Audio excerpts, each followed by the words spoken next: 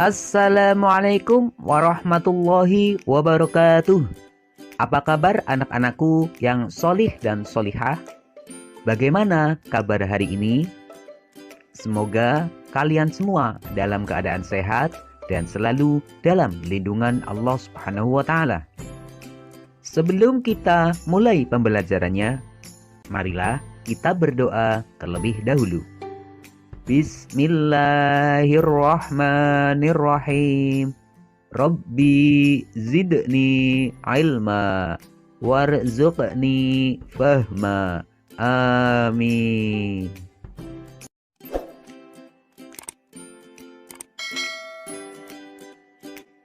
Anak-anak, dalam video pembelajaran kali ini kita akan membahas tentang kisah teladan Nabi Ilyas alaihissalam. Semoga dengan menyimak video pembelajaran ini, kalian dapat memahami dan menceritakan kembali kisah Nabi Ilyas alaihissalam serta dapat menerapkan sikap keteladanannya dalam kehidupan sehari-hari. Nabi Ilyas alaihissalam adalah keturunan keempat dari Nabi Harun alaihissalam. Beliau diutus oleh Allah Subhanahu wa Ta'ala kepada kaum Bani Israel, yaitu setelah meninggalnya Nabi Sulaiman alaihissalam. Dan sesungguhnya Ilyas benar-benar termasuk salah seorang rasul dari rasul-rasul. Pada saat itu, kaum Bani Israel menyembah patung berhala bernama Baal. Nabi Ilyas alaihissalam berdakwah bersama Nabi Ilyas alaihissalam. Nabi Ilyas alaihissalam berulang kali memperingatkan kaumnya. Namun mereka tetap durhaka, menentang, bahkan hendak membunuhnya. Agar selamat dari kejaran orang-orang kafir, Allah Subhanahu wa Ta'ala memerintahkan kepada Nabi Ilyas alaihissalam untuk bersembunyi di dalam gua selama 10 tahun. Karena kedurhakaan orang-orang kafir itulah Allah Subhanahu wa Ta'ala menurunkan musibah kekeringan. Di sana tidak pernah turun hujan selama 3 tahun.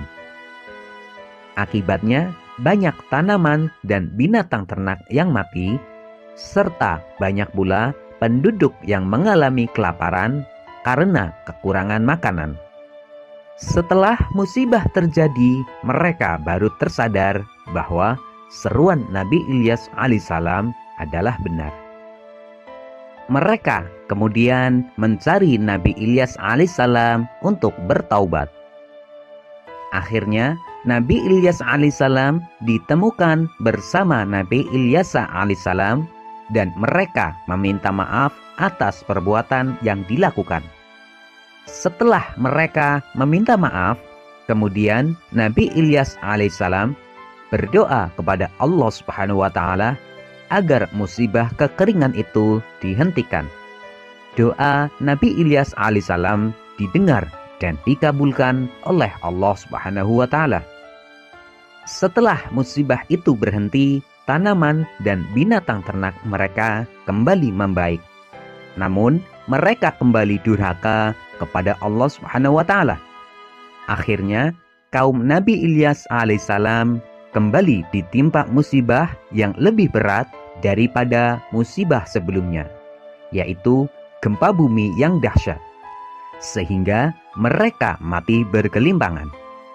Nabi Ilyas alaihissalam dan orang-orang beriman lainnya mereka selamat karena mereka telah pergi terlebih dahulu meninggalkan negeri itu sebelum musibah terjadi. Berdasarkan kisah Nabi Ilyas alaihissalam tersebut, keteladanan yang dapat kita ambil adalah kita harus senantiasa bersikap sabar dalam menghadapi segala cobaan. Sebagaimana Nabi Ilyas alaihissalam yang senantiasa sabar dalam menghadapi umatnya yang durhaka dan tidak pernah berhenti mengajak kepada kebaikan. Kemudian kita harus senantiasa berdoa kepada Allah Subhanahu wa Ta'ala, karena Allah Subhanahu wa Ta'ala adalah tempat kita meminta. Sebagaimana Nabi Ilyas alaihissalam yang selalu berdoa untuk keselamatan umatnya. Yang terakhir, kita harus senantiasa taat kepada Allah Subhanahu wa Ta'ala, karena Allah Subhanahu wa Ta'ala akan menurunkan malapetaka atau siksaan atau musibah kepada orang yang durhaka. Anak-anakku yang solih dan solihah, setelah kalian melihat dan mendengar video ini, ayo jawablah pertanyaan-pertanyaan berikut. 1. Nabi Ilyas alaihissalam adalah keturunan keempat Nabi. 2. Patung yang disembah Bani Israel bernama.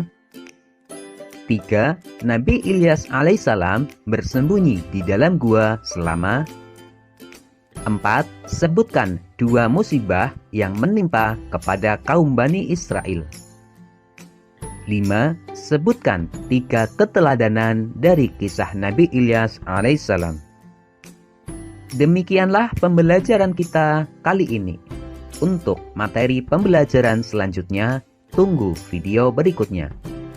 Wassalamualaikum warahmatullahi wabarakatuh.